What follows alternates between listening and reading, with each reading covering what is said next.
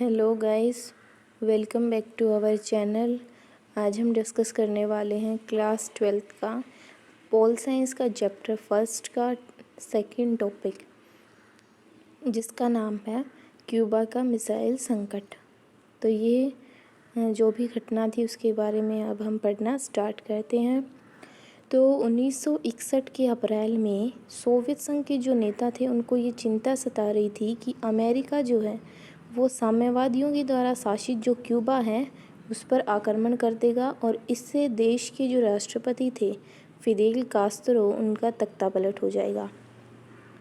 Cuba जो था वो अमेरिका के तट से लगा हुआ एक छोटा सा द्वीपीय देश था।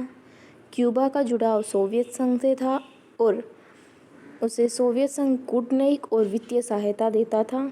सोवियत संघ के नेता जो थे वो निकिता क्रुश्चेव, वो क्यूबा को रूस के सैनिक अड्डे के रूप में बदलना चाहते थे और 1962 में उन्होंने क्यूबा में परमाणु मिसाइलें तैनात कर दी थी। इससे क्या हुआ था कि जो अमेरिका था वो पहली बार किसी देश के नज़दीकी निशाने पे आ गया था और हथियारों की इस तैनाती के बाद जो सोवियत संघ था वो पहले की तुलना में अब अमेरिका के मुख्य जो भूभाग था उसके लगभग दोगुने ठिकानों पर हमला कर सकता था। क्यूबा जो था उसमें सोवियत संघ के द्वारा परमाणु हथियार तैनात करने की भनक जो थी वो अमेरिका को 3 हफ्ते के बाद लगी थी और अमेरिका के जो राष्ट्रपति थे वो उस टाइम पे थे कैनेडी और उनके जो सलाहकार थे उनको इस चीज़ का काफ़ी डर होने लगा था कि कहीं सोवियत संघ उन पर हमला ना कर दे और इससे उन पर परमाणु युद्ध हो जाएगा। लेकिन वो इस बात को लेकर भी काफ़ी दृढ़ थे कि जो क्रुश्चेव हैं वो क्यूबा से मिसाइलें और परमाणु हथियारों को हटा लें। कैनेडी जो थे उन्होंने आदेश दिया कि अमेरिका के जो जंगी बेड़े हैं उनको आगे करके क्यूबा की तरफ जाने वाले जो सोवियत संघ के जहाज़ हैं उनको रोका जाए और अमेरिका सोवियत संघ को मामले के प्रति गंभीरता की चेतावनी देना चाहता था और ऐसा लग रहा था कि युद्ध जो है वो होकर रहेगा।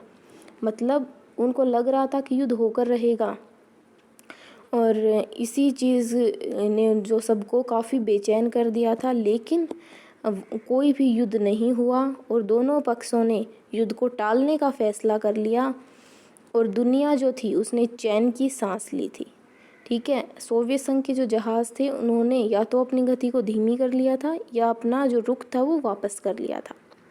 वापसी का उन्होंने रुख कर लिया था। अगर ये युद्ध होता तो दोनों में ही काफ़ी जान माल की हानि होती थी और तीसरा विश्व युद्ध भी हो जाता, क्योंकि परमाणु युद्ध था तो इसीलिए तीसरा विश्व युद्ध भी हो जाता। लेकिन जब दोनों ने ही इस चीज़ को टालने का फैसला किया तो जो तीसरा विश्व युद्ध था वो भी होने से बच गया था। शीत युद्ध जो था उसमें ना केवल जोर आजमाइश का मतलब ना केवल हथियारों का युद्ध था बल्कि उसमें विचारधाराओं का भी काफ़ी युद्ध था।